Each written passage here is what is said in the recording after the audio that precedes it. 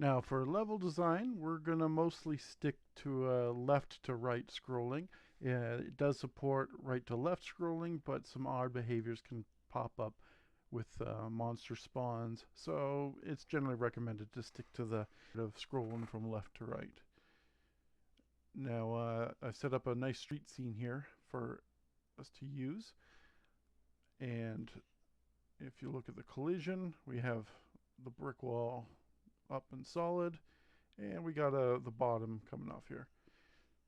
There are two new screen flags you'll see, which is the left edge for scroll and right edge for scroll. Because this is the first screen, we don't want to scroll off to the left side, so I have that check marked here.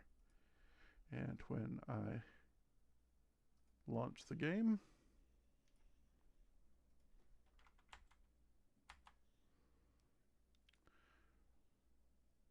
you'll see that you can't walk off the edge there. I'm going to duplicate that screen, and we'll get a full level built here. Now, in these subsequent screens, I can leave the left screen lock on there. But what I'm going to also do is I'm going to put a right edge on this screen here. And what that's going to do is as soon as I walk over to the screen, it won't allow me to scroll anymore. So I'm on the first screen, scrolling over to the next screen, and it's locked. Now without any other settings on the screen, once I do walk past the edge, it'll just warp to the third screen now. But what we're going to do instead, here, I'm going to mark this as screen 2 for you. So 2. And then this will be screen 1. Then we got screen 3. So on screen 2, since we have it locked on both sides, we also have these user-defined bytes in the bottom here. First is spawn monster count, next is spawn monster tile, and then we got spawn monster type.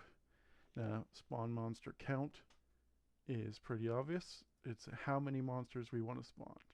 We'll do 3. The tile, I'm going to leave blank for now, and I'll show you that in a moment. But the monster type is something we want to set up. In this case, I'm going to my game objects, and I'm going down to my monsters. And this is the guy I'm spawning in right now. So there's 15 game objects, and then this guy's number 16. But of course you got to count 0. So 0 through 15, and then 16. So on the screen here,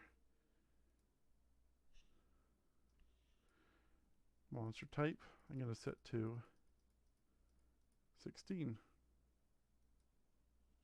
Now,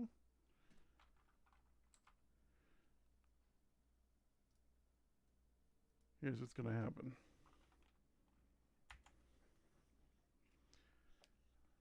You guys walking along, minding his own business. Oh, we can't go any further now. What's going to happen? Oh, it's going to start spawning in the monsters. Oh, spawned in 3. Now, if I set it to a higher number, it would only spawn 3 in until I start killing them. I just killed all 3 at once. And so now you saw that go signal, and we can start moving along more. It unlocked the scroll and lets you continue. If there was more monsters, it would just keep spawning them in as I kill them until it ticked down to 0, and then it would let us proceed. Now, if we go back to spawn screen 2 here, what was happening is it was just spawning along the right edge, the monsters. But I don't want that to happen. I want a door here, and I want them to come through this door. So I'm going to spawn them like right on this tile. Now this tile is, we got to find out which tile this is. So it's 5 tiles down, and 10 in. We go to screen info. 5 tiles down and 10 in. Now, like you just count the tiles that go like 1, 2, 3, 4, 5, 6, 7, 8, 9, 10 over and over until you get to the one you want. But I'm going to go 5 down and 10 in. So I am watching these little numbers here. And it's going to be 5A.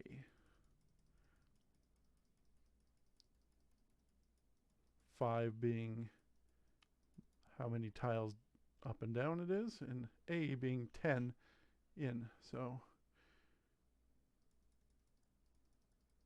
it's 5A. Now if we look back and it says 90, so if I count these all through, I bet you this will end up being tile 90. Now that that's set, we're starting the game. Walking along, minding our own business with a little strut in our step. Oh, we hit a wall. Oh, now they're spawning in that door.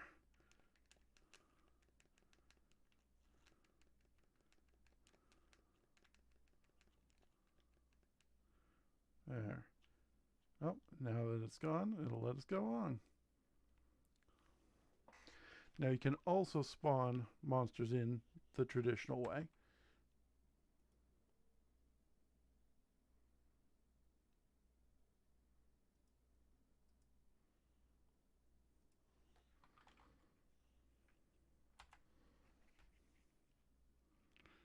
So since there's no restriction on the scrolling, you can run away from these guys.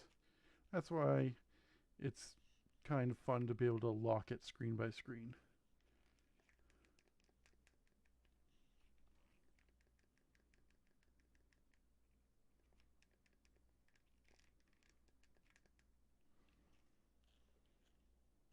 There we go.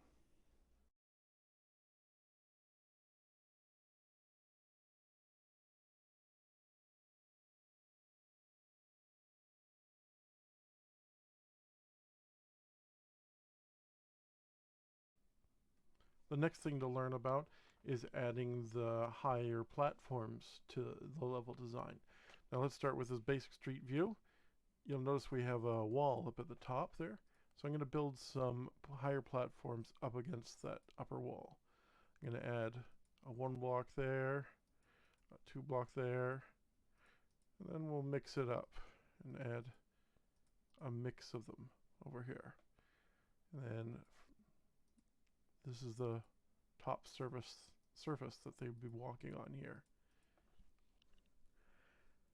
So we're getting a little fancy and mixing it up. Now we got it drawn in, but it's important to know how to set up the tiles. So for the collisions, we're going to set the 1 tall blocks there. Whoops. With the there, and there. So all these are 1 tall. This, and this. Notice I'm not setting the collision up on the walkable area. I'm setting it up at the base of the platforms. It might help to think of it as a collision map as a straight down view and not an angled view when you're setting up the collisions. I'm going to set up the 2 tall things. And again, I'm just going to set up at the base of the platforms. Now, so once we got that set up, let's run it.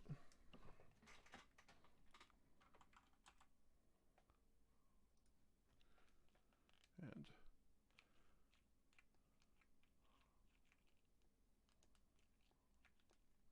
you see it's 1 tall, 2 tall. Now we can mix up the higher and lower ones while you're up against a wall because you're not walking behind it.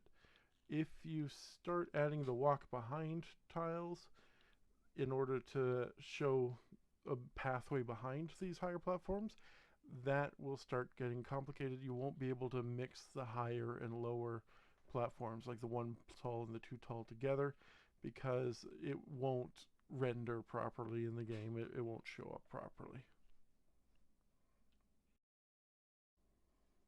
Now let me show you another example, except we're going to build some bigger platforms this time. So this time I'm going to extend it all the way out to the road here. I'm going to make some 1 tall blocks, some 2 tall blocks, and I'm going to mix it all up. So this is going to be 1 tall. Make some 1 tall here, here, and then I'm going to make some 2 tall items here. And then I'm going to extend it all the way to the back.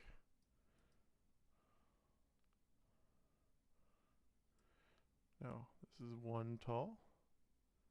This is 2 tall. This is 1 tall.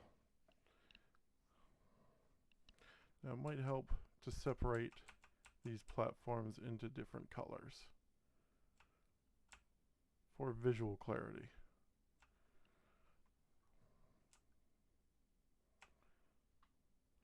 So, kind of a pyramid sort of thing going on here, like a pile.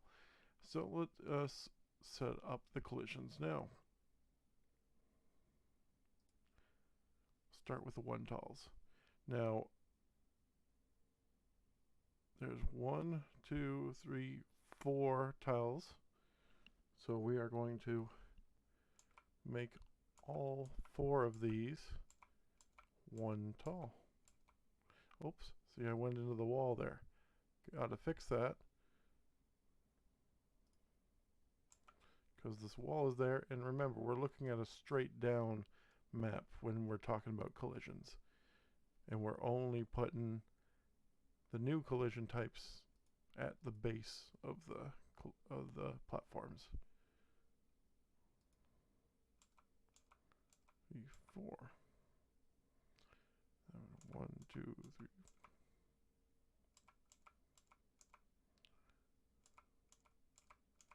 Those are all 1 tall. Then behind that, got 1, 2, 4, 2 tall.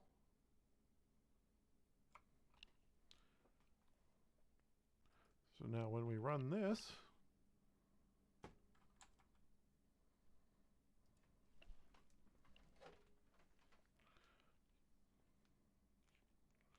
it should work out.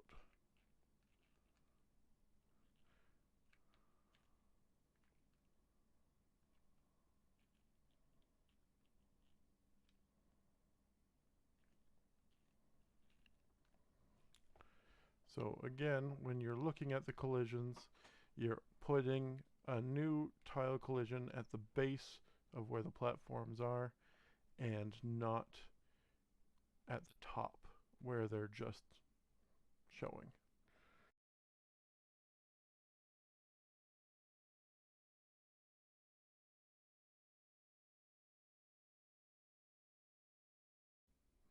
So now let's set up some platforms that you can actually walk behind in. I'm going to do the same thing here. We're going to set some 2 talls and some 1 tall items there. Whoops. And then we're going to put a platform that you can walk on. So these are 2, these are 1. We're going to set the collisions the same. Again, we are just setting them at the base.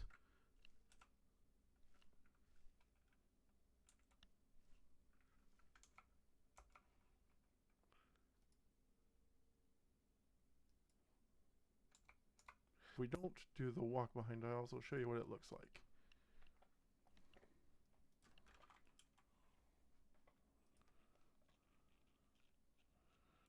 Oh, looks like you're in front of it. Destroyed the illusion. You can still walk on top, but when you're behind it, it doesn't look right. So let's fix that with the blocker tile. So I'm going to set that up. It's tile 4 by default. And in here, every tile that you want to show in front of the player when he's behind it, we are going to paint with a blocker.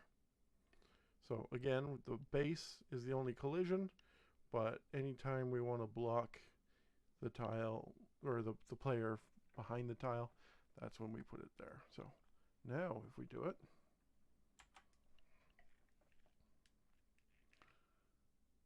player's behind the tile,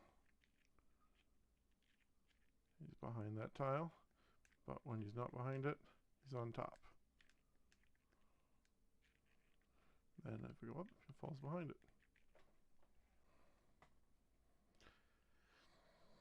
Now there are some issues if you start doing things too close together. Like for example, if we move these here and put them right next to that,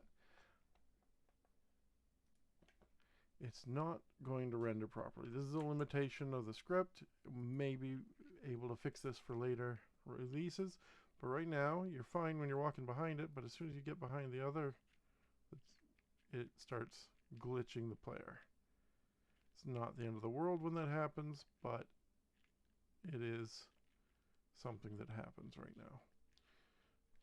The other thing that can go wrong is if you put these blocks next to an edge of a screen. Again, this is my fault. Limitation of the tile collision script. It's fine there, but when you get to here, it can start acting up on the edges. So as you can tell, there are some limitations to the blocker. It's to be used sparingly and only when you need to, but it is an option that can add a nice level of depth to your map.